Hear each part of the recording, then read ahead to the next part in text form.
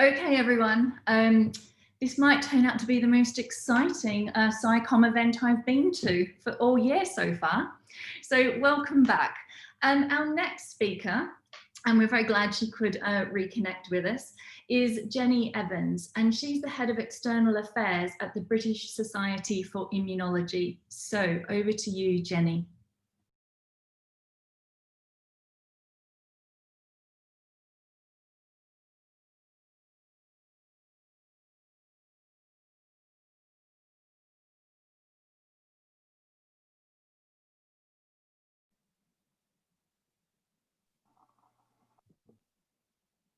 Julie, could you please allow Jennie Evans to unmute? Lovely, thank you ever so much. And it's a real pleasure to be here and to speak to you all today. So to start off, I work for the British Society for Immunology, which is the UK membership organisation for scientists and doctors who study the immune system.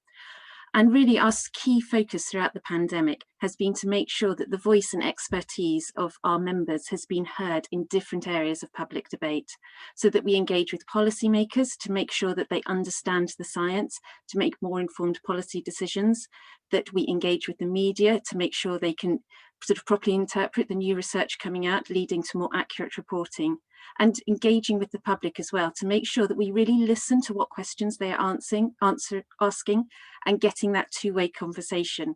And I noticed some of the sort of points that were being brought up in the chat at the beginning, and I'm happy to talk about our work on getting that two-way engagement later. I think what our main challenge has been throughout this pandemic has really been similar to Sheena, the absolutely overwhelming pace at which things have moved forward.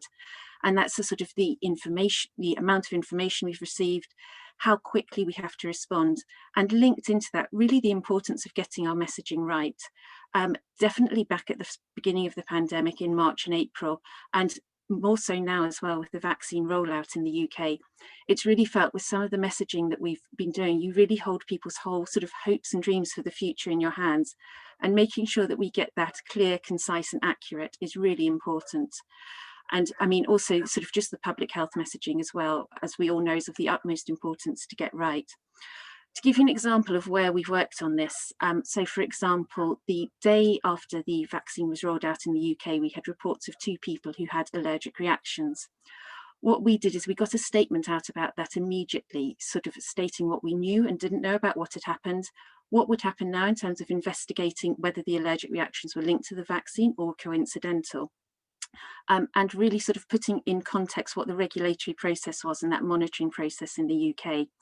We were really the only organisation to speak out for 4 or 5 hours after that first initial reports came into the media, which sounds like not long, but in terms of the sort of media rolling news is a long time. But we were able to make a really positive impact by engaging with journalists and helping them to understand the story and interpret it accurately and responsibly and with nuance for their readers and viewers. The other challenge that we faced throughout the pandemic is how do you get the busiest people in the world to help you? And by that, I mean the wonderful researchers we have who are studying the COVID pandemic. The route that we've taken for this is we've put together an expert task force, which Elena is part of, to really help us engage with policymakers. Brings together 15 expert immunologists on COVID-19, and we've produced various briefing reports for the UK government, looking at what we do and don't understand about different areas of COVID and immunology. To give you an example of some of the impacts that we've had through that. So back in May, we produced an initial report which had some research recommendations in it for key areas that we don't understand and that we need further work on. Off the back of this, the UK government actually funded a £6 million project and a UK coronavirus immunology consortium to bring together researchers from 20 universities to study the problems outlined in our report. So it's a real success of where we've made a difference in taking the conversation and the actions forward. We've produced further reports since that on long COVID, how ageing affects, links in with COVID, and working on one at the moment on immunity. And they've really been a wonderful vehicle for us to get that in-depth engagement with policymakers and start those discussions about the science that can be fed into policy decisions. Key lessons learned, I would say to keep focused on what we want to achieve. we're only a small team, and there's so many areas that we could communicate and engage on. We've really had to pick and choose where we can make the most impact. We only have a small team at the BSI, so it's 3 or 4 of us working on the COVID response, but my team are really talented, dedicated and expert in what they do. And we've worked really hard to build strong relationships with our COVID researchers so that we can work as a partnership to engage with different communities and really sort of get that two-way conversation going and make the most impact that we can.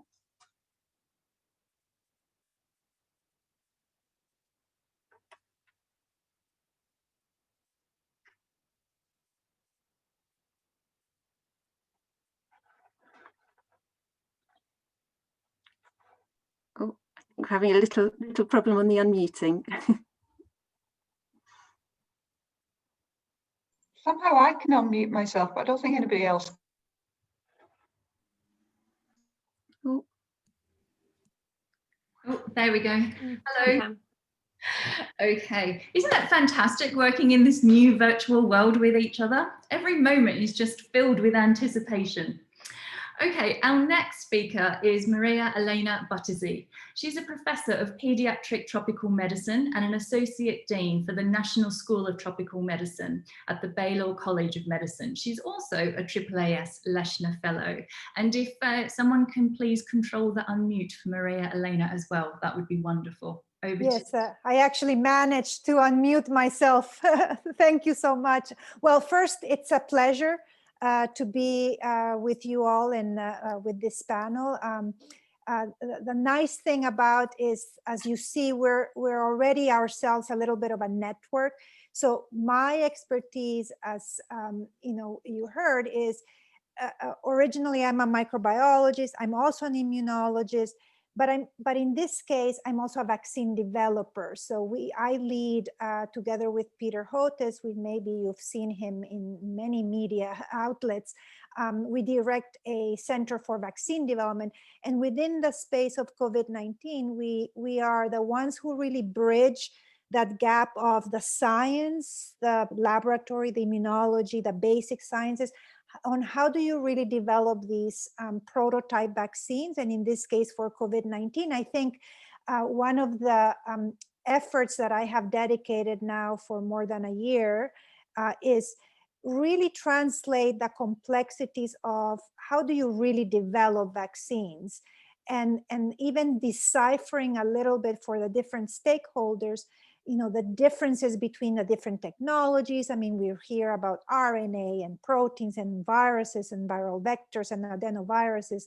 And so it brought in another perspective of not only what the virus is, what it's doing clinically, how you want to tackle it immunologically, but at the same time, how these new technologies, or what I'm calling the global health technologies, are folded into the attempt to get rid of this virus, and how you also integrate them in other public health measures, including, of course, diagnostics or even therapeutics, and even non-pharmaceutical interventions like mask wearing and others.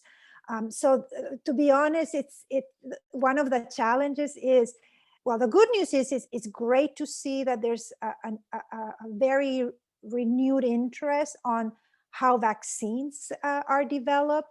But at the same time, it's challenging to decipher the complexities of the entire ecosystem of vaccine development, from even the thought process of how do you design them in the laboratory and how they end up now being delivered and deployed, together with the notion of that we're doing it very quick. And I think that has also been a little bit of the challenge of, like everybody's saying, is how quickly the science was evolving, the understanding, the knowledge, and how we could explain that you're not really cutting short the processes, you're not skipping processes, but the reasons of why we have been able to do this also very quickly.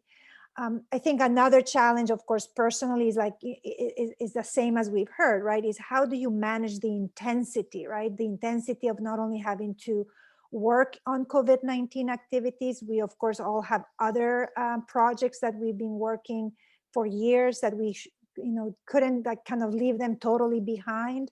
And in my specific example, not only I'm a vaccine developer, and of course I work and live in the United States, but our center also took a quite forefront stage in global health, meaning also helping the communications and the engagement, even in very low resource limited settings, and even in many, many other countries. And I'm privileged that my background, I'm born Italian, raised in Central America, so I'm also Latin. I'm multilingual for that matter. And so I was called upon, not only doing a lot of the engagement, certainly in the US and joining forces in the UK, but also having to be the face of Latin America. I mean, the other day we did a whole exercise with the communications office in my institution. And it's just mind-blowing. I have 15 billion aggregate readership hits. And honestly, I was not really prepared, and even had the thought that I would be able to get that reach. And therefore it's a privilege, but at the same time, it's a very stressful responsibility for me. To end up, I think, what's the aspiration, what are the lessons that I've learned is that, it really, gave me confidence. And I think the training through the AAAS Leshner helped me a lot. My network, my friends, my colleagues, I made a lot of more networks with journalists, with politicians, with, even communities. And I think that's the value, right? Is the collaboration, the ability of reaching many stakeholders, and taking the opportunity of speaking different languages, and not necessarily only I'm talking about, actual languages, but being conversational in science, but also in the policy, in certainly the what's important to the communities, and really try to break the misinformation or the disinformation. Back to you. Thank you very much, Maria Elena. Our final speaker is Lindsey Brown, and she is very involved in public and patient representation at the University of Manchester. I think many of our academics would really struggle to think about the wider implications or how to communicate their research more effectively without Lindsey's involvement. So I think as part of today's panel, we're really quite privileged to have somebody who provides that additional perspective on our academic research and on our policy making and shaping. So over to you, Lindsey. Thanks, Dee-Ann. So I'm the co-chair of the Patient Forum for Manchester's Academy of Healthcare Scientist Education, or MACE, which is much easier to say. And as part of that, so that's one of the roles I do at the university. And as part of that group, we've been, pre-COVID, we were working on a project to create a video that was designed partly for our students, but partly also for scientists working within healthcare and other healthcare workers. And we wanted the video to get them to think about the impact that language has when they're talking to the public. So we were going to film it at the university's community festival, and it was going to show members of the public giving their translations to a range of different words that are commonly used within the blood sciences, and those words that were in sentences, and then alternative sentences that we hoped were written in a more user-friendly manner. Although the video itself was qualitative research, we were hoping that the nature of the event and the fact we were going to put a time limit on the filming to give it a kind of fun challenge feel would generate kind of conversations both with us, but we also hope that people would take the conversations back to their own communities about language and people's experiences of language within a healthcare and what the public can do to kind of move that forward. Obviously, COVID happened. The festival got cancelled, and we had to think of another way of doing it. And I noticed a lot of the questions initially were about what alternative formats can we use. So we knew we could turn the video into an animation, but our big challenge was how do we collect the public's input in a way that has that fun feel that kind of makes people want to talk about it to other people, makes people want to respond, and kind of reaches beyond those usual boundaries of people who might feel comfortable filling in an online survey. How do we reach out to people who don't follow social media at all, which I think for a lot of people has been a big challenge during the pandemic. At the time, we were in our first national lockdown, and we noticed that a lot of people were spending their time doing daily challenges on social media. So we thought we could tap into that, and we created a daily definition challenge. So we decided to test only one word each day, but with its related sentences. And we added in there an extra question, which was, has COVID changed your understanding of this word? Because we noticed that quite a few of those words were now appearing on the news on a regular basis. We took our kind of mock-up of the challenge to the rest of the patient forum. We all met online, which was great because it meant we could work through that, that mock-up and get everyone's opinion about how do we give it that fun, snappy feel you'd expect of a challenge, because that's quite different from what you'd expect of a survey. We also asked for their input into how do we make this more inclusive.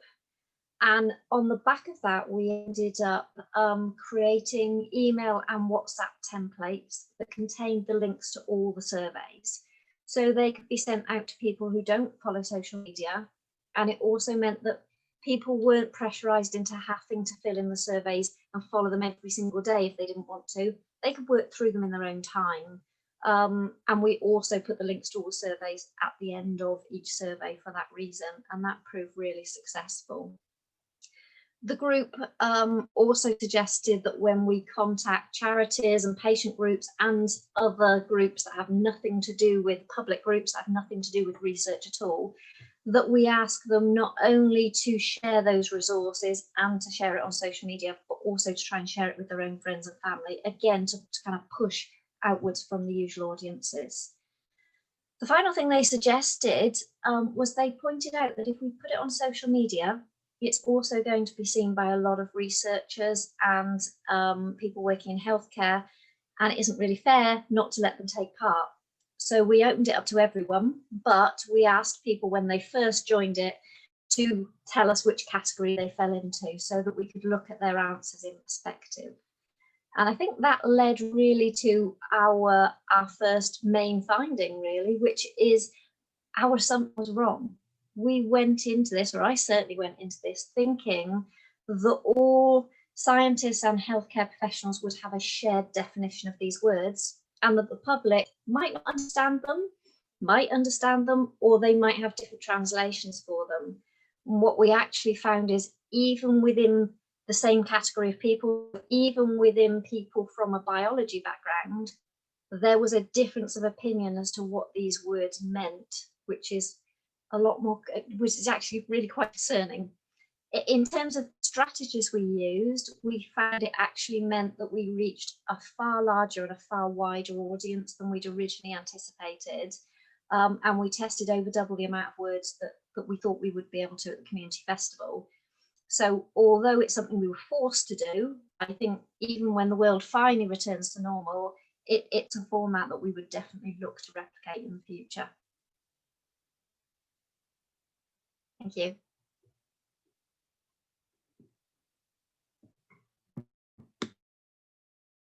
One sec. Great, thank you so much. So we managed to capture a couple of the questions that came in before we switched. So Suzanne's just in the background compiling some of those.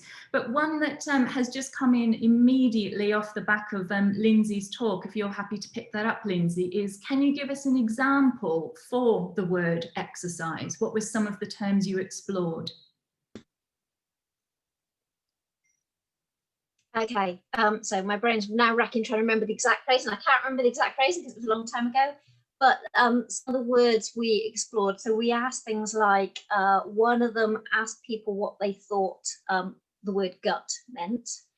And then it asked them if you're if you were told that you should, that something could cause gut symptoms, what do you think that means?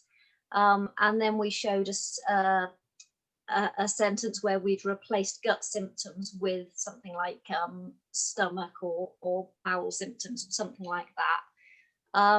And that I think for me was one of the most shocking ones, because that was gut we tend to think of as a very friendly word. It's you know, it doesn't sound scientific, but actually that's one of the words where, when you looked, even if you, again, if I take the biologist, if you looked at biologists, they all had a different opinion of where the gut started and finished, or which bits of the digestive system were included in the gut, or whether it was the whole of the digestive system, which can make for some really confusing conversations.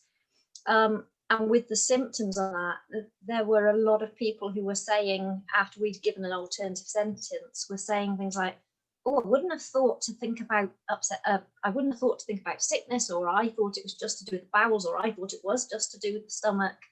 So it kind of shows you just the kind of misunderstandings that can happen. Great, thank you so much, Lindsey. Another question has come in for you, but I'm going to give you a little bit of a break and then I'll come back to you. This is to the rest of the panel, and maybe Sheena, you might want to kick us off. So there were some questions around, how do you go about connecting and engaging with new or hard to reach communities during the pandemic? So how do you go about assembling and coordinating audiences with social distancing? So Sheena, if I can invite you first, and then others from our panel. Yeah, this has been really, really hard.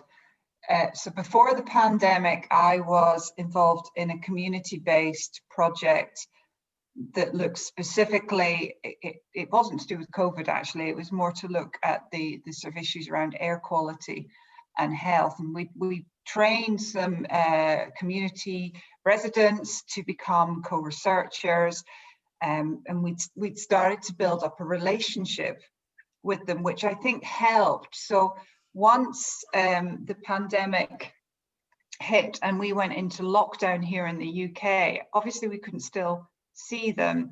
So we had a kind of point of contact initially who could sort of relay messages, and we used all sorts of different ways to try and keep some contact going. There was some the sort of contact that we had these text things that they sent out, and they had message boards and things that they were already using and that the community was familiar with, so that we could keep a bit of contact with them until we got a little break in the lockdown, when we were able to see them socially distanced and face to face. And at that point we were able to discuss what ways they would prefer to contact us, and could we have their personal details, because we hadn't thought to do that before lockdown because it was so sudden. And that's when we were able to open up other ways that we would be able to dial to that sort of talk with them and continue to work moving forward. And fortunately, just that short break of being able to see them a couple of times face to face, all of it was outside actually, it was pretty cold sometimes, helped us sort of know that yes, they want to talk to us by email, they want to do Zooms with us, and we were able to then move into doing some more exciting stages, which are looking at our interactive workshops. And actually what we're looking to do is we're developing resources for the entire community that we're going to be posting through everybody's letterbox, so that everybody in the community can connect back into the project again. So it's just taken a little bit of adaptation, a little bit of patience, but we've been able to do that. With another project that I've done, the connection through the teachers helped, and we've made bespoke COVID resources as a consequence for that, to help ethnically diverse, non-native English speakers be able to engage with the COVID research. So I think patience, contacts, networking are my tips. Great. Maybe I can add, in my space, especially working again in these low resource settings, honestly, people, even though most everybody nowadays have a cell phone, but people still listen to the radio. the radio should not be left behind, right? So I did a lot of radio, which now, in fact, even themselves did a Skype radio live, but then they also could link the video to the link to their radio, I guess, if anybody wanted to kind of like not only hear, but see what the radio was being, that radio interview. Another area that I thought was very interesting is leveraging. I think there was one question about how do you also incorporate this in K to 12. And I have to say that because most classrooms were virtual, right?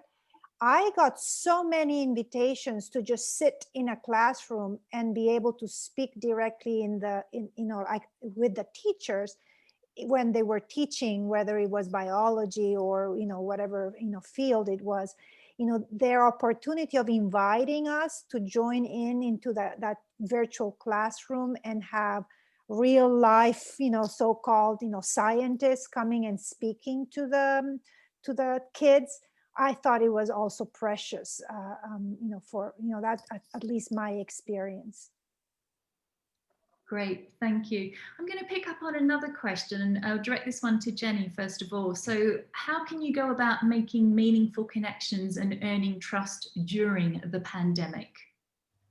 That's a very good question, and I mean also a critical one, because I think what a lot of our engagement activities are around at the moment is around COVID vaccines.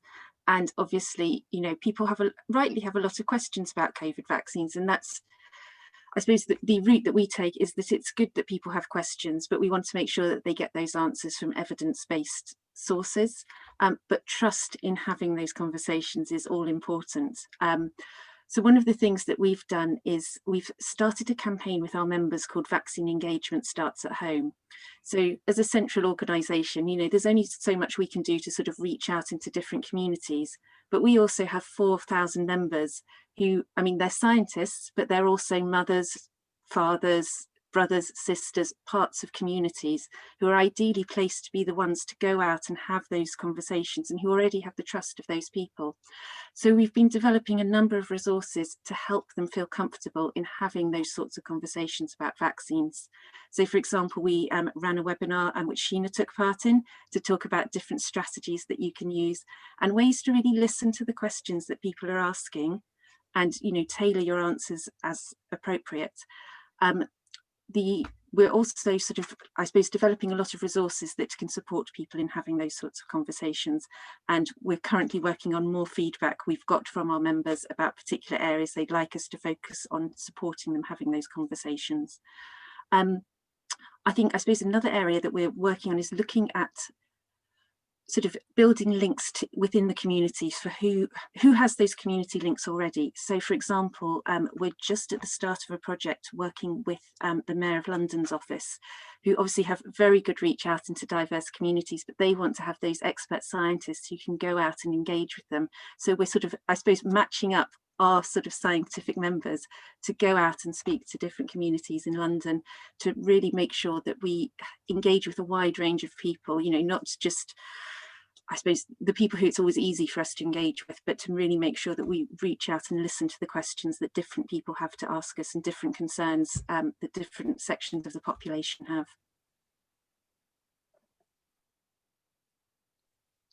I will get the hang of mute and unmute soon. Thank you very much, Jennie.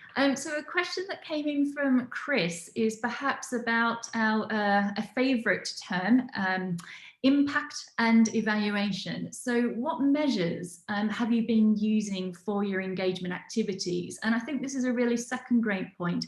Are there any measures that you think are not appropriate or useful in your opinion? And once again, I might start with Sheena on this one and then move to Maria Elena, if that's okay, and then with Lindsey. This is another good question. I think with this, you've always got to think what the purpose is. What is the purpose of this particular activity? Because if you're very clear on the purpose, you can think about the appropriate measure. For example, if it's something about, I'm trying to correct misinformation, I've written an opinion piece, then one of the ways that you can sort of assess its effectiveness is looking at the reach, looking at the different audiences that are engaging with it. So for example, the conversation helps you with that a lot, that site, because they tell you the countries, the readership, the places that are sharing that. You can find out if policymakers are using it. If it's something, you know, like Ask Me Anything Reddit, it's the types of questions that you're getting. It's the way people are responding to your answers, whether they feel, oh no, that's really helped. So when we did one on COVID, immunology and vaccines, and it actually got a little bit out of hand because it just kept going. We had to say, look, sorry, we've done an hour and a half, 2 hours now. We've got to stop now because the questions were still piling in. But what really struck me is what some people were saying is, oh, that's really helpful. I'm going to take that back to my community. So that really reassured us that what we were doing was appropriate. It was right. It was connecting with the right people. And then lots of people continued to engage with that. And we dipped in a few times actually after we closed it. But I never expected that to go quite as wild as it is. So it all depends, purpose, audience, and the method. Great. Maria? Yes, I think I agree with Sheena. I mean, it certainly the impact is measured on the basis of who you did the engagement with, right? You know, even within our own scientists, whether we're of course presenting in a conference webinar, you know, we of course is reflective also of the fact that they invite you to present and that, you know, you have publications with regards to, you know, certainly funders or those who of course, you know, can contribute to, you know, can you advance more the science is reflective of course of how well you present your proposals. Of course, the most difficult to quantify is when you do the real community engagement, right? How do you know that they're really listening to you and that they trust what you're saying? You know, honestly, how I'm seeing it now within my own institution and even within my community in Houston is to try to raise the acceptance and remove any hesitance now that we're starting to deliver vaccines. And so more we see, especially those populations that are still a little bit worried about, should I get the vaccine? How safe is the vaccine? You know, how is it gonna really help me or protect me? And it's just to see how much we're getting, in fact, people getting engaged in accepting and receiving vaccinations right now, and understand that it's actually a public health approach that is going to protect as an individual, protect their families, and ultimately that we're going to also protect, you know, the community. So that's, I think that's the most difficult part. How do you measure that?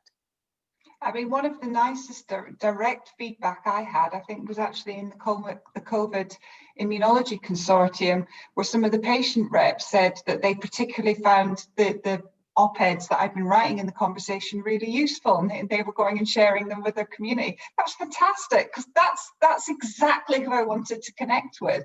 So those little snippets, I think, are also good little indications. Great. Lindsey, I just wanted to check in if you wanted to say anything about your evaluation practices. And there's also a secondary question, which was, did you publish the results? Is your video available? How could people find out more? Okay, I'll do the second one first, otherwise I'll forget about it. So yeah, the results haven't yet been published, but we are still working on them. What we have done so far is we created an animation based on the results from 7 of the words in order to share the main findings with our students. So I can have a chat to Emily later about the best way of sharing that with everyone if you'd like to be able to watch that and to keep you updated as and when we do publish the results. In terms of evaluations, it was actually an interesting one when we did the daily challenge, because I'm someone who always thinks you have to evaluate everything. You know, that's kind of just in anything you do. I feel like you're supposed to evaluate it in order to be able to improve your practice. And one of the big things that came from looking at that format with the patient, with the rest of the patient forum, was actually if we'd added a big long evaluation onto the end of it, people wouldn't have done it because you'd have lost that fun, quick, snappy feel. So we ended up having to just give contact details at the end in case people wanted to contact us. What I kind of did do on the side is if I knew of friends or family or friends of family who were doing it, I kind of then was able to go to them and say, what did you think, and get some feedback that way.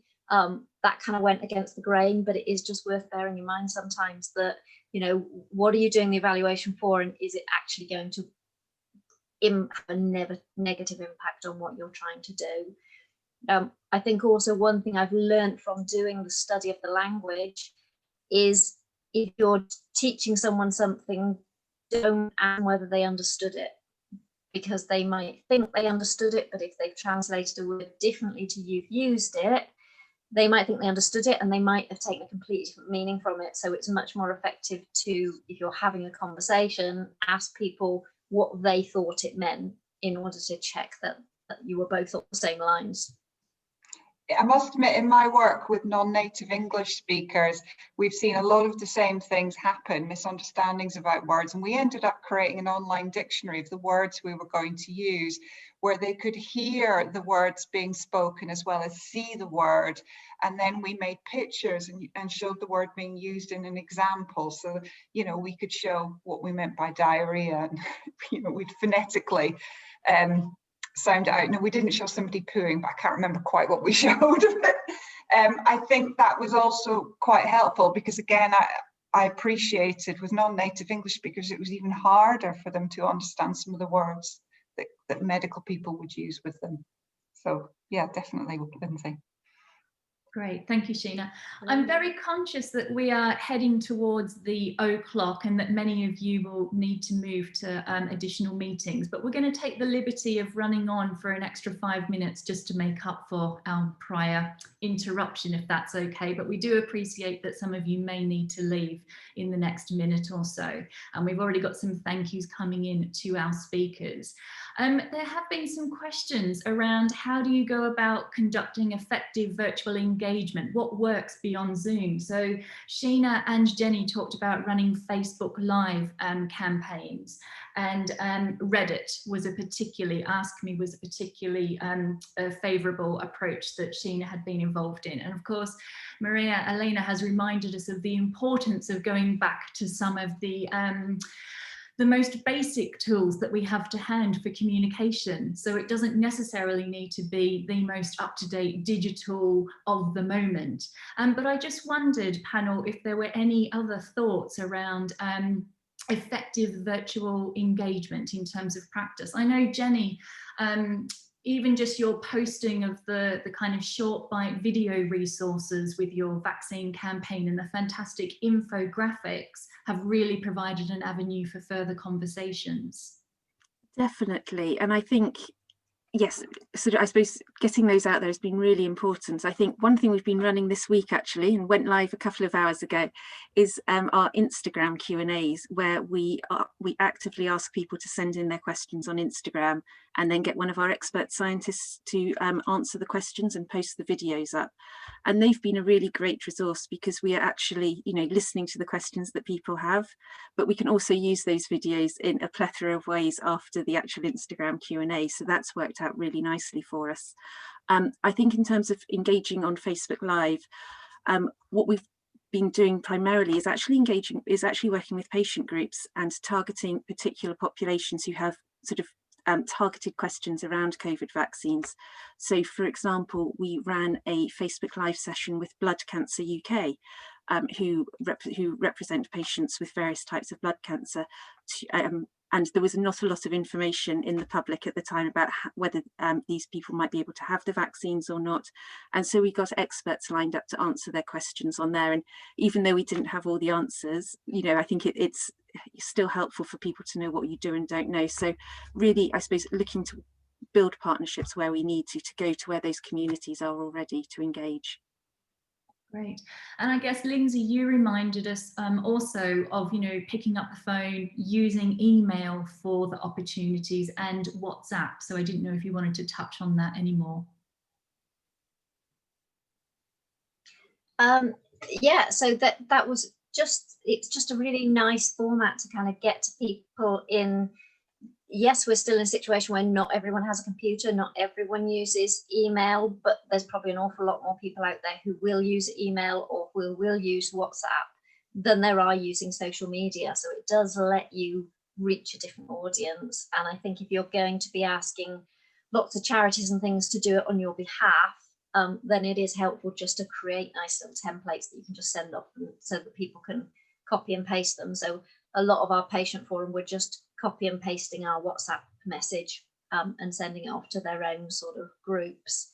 I'd also say, for me personally, I've quite liked, I think Jennie was talking about questions and answers through Instagram. I've quite liked watching, there's been some things on the news channels where they've done a similar thing, and that actually hearing everyday members of the public asking the questions that everyone's wondering, and then seeing those being really respectfully listened to and answered, I've thought has been really, really effective approach during the pandemic.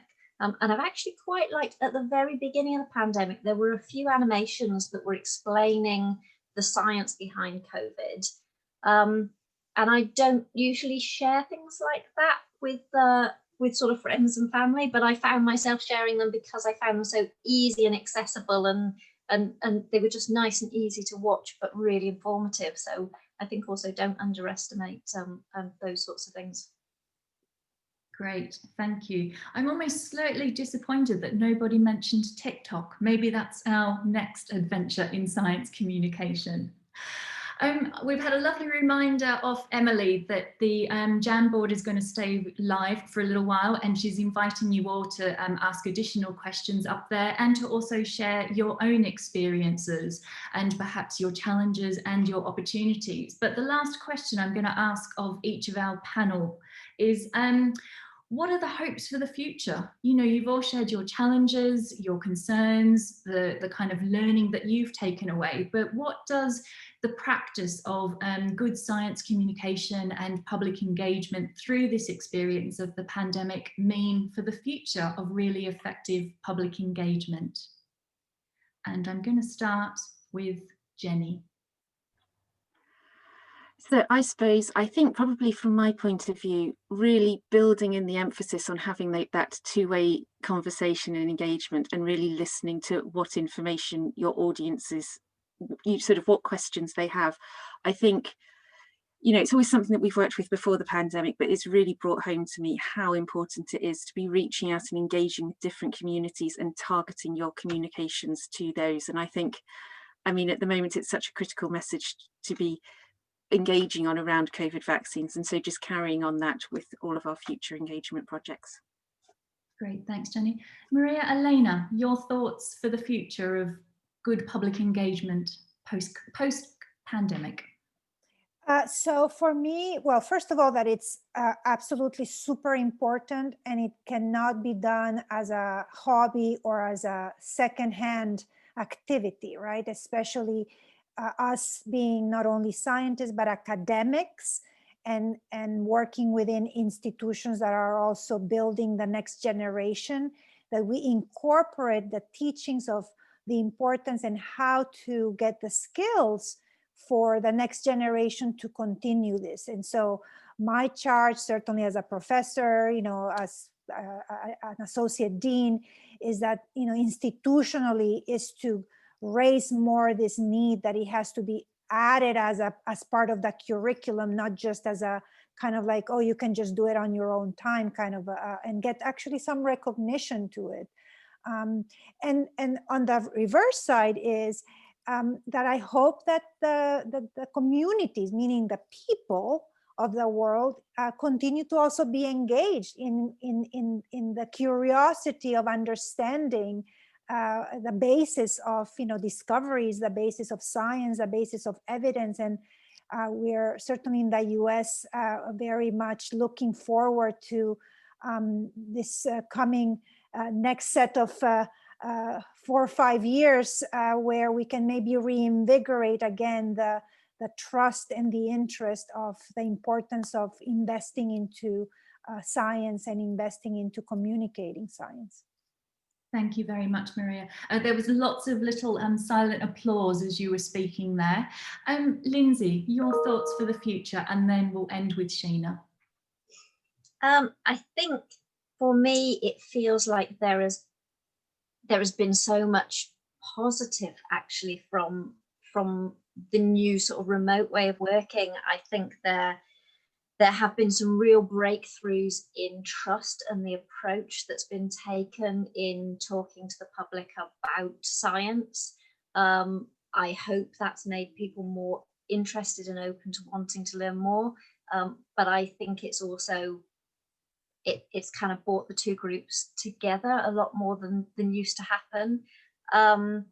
I think it's upskilled a lot of people. So I've had patient groups that I work with who at the beginning of the pandemic said, no, we don't do online things. We'll wait till this is all over. Who then about 4 months in were kind of like, oh yeah, we've used Zoom for loads of groups. That's fine. We'll meet on Zoom. And that's happening at both ends of the spectrum. It's now usual for people in schools to be on Zoom. It's now becoming increasingly usual for people who are retired to be using these technologies for their own clubs and groups, and people are using them in workplaces, which means I can be in America today. In half an hour's time, I could be somewhere else. It means if you're trying to get groups of patients together, we no longer have the worry about transportation or health implications that might impact their ability to be in a physical place. So we can now reach people who before were a lot more limited in what they could attend. So yes, we still have to make modifications. Yes, hopefully in the future we'll do face-to-face as well. But I actually think that it's broken some barriers that are going to really benefit us all in the future. Thanks, Lindsey. And Sheena. You're here to all of that, I think. And, you know, in terms of breaking barriers, as an immunologist, you know, T lymphocytes trended on Twitter. That was like my ultimate high. And my friends were going, yes, the T lymphocytes are very important, Sheena. I'm like, I know, yay. So I think this thirst for knowledge, the comfort with using new software, for me, I've seen real interdisciplinarity coming in, much more collegiality, with lots of different diverse academics, patient groups, all getting involved together to tackle the big questions. That is a really exciting thing. And I think that's given people a thirst for continuing to work in that way. I think public engagement has been so important in this pandemic that it's really continuing to emphasize to all our line managers, etc., that we really do need the time to do this. It's not just a hobby, as Maria Elena has said. I agree 100%. The curriculum, giving us time to do it, giving us more training and support to do it. But also, I've been so excited that researchers in my groups are starting to do public engagement, and they're getting excited about it. They're getting thirsty. They want to do more and more and more. And people, like one of my line managers in immunology is now doing lots and lots of public engagement. She was always like, no, I don't do that. And now she's doing it. And because she's really senior, loads of other people are doing it. I mean, how fabulous is that everybody's starting to get involved? So I do think there's some really good benefits and positivity and great things that will be happening moving forward.